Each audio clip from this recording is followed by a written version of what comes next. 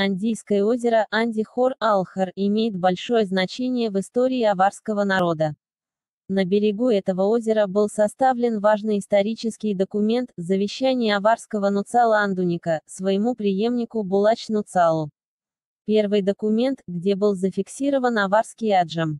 Написан Али-Мирзой Андийским в 1485 году на сборе влиятельных лиц аварского общества. В 1847 году здесь состоялся один из важнейших общемаматовских съездов. Как известно, съезд наибов в Анди 1847 году имел большое значение в истории государства Шамиля.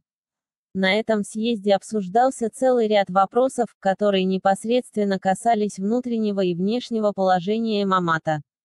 На съезде народов Кавказа в 1917 году у Андийского озера был провозглашен имамом Северного Кавказа Нашбуддина Гацинского.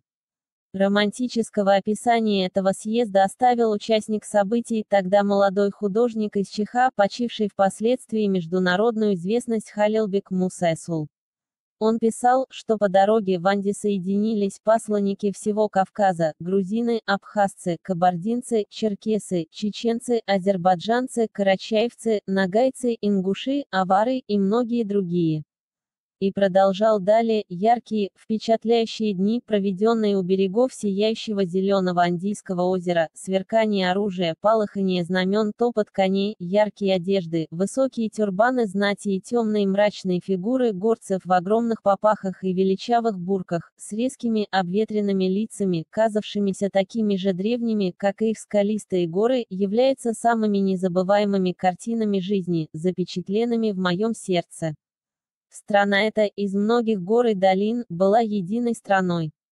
Народ этот, из многих племен, был единым народом. И одна судьба связала их всех вместе воедино.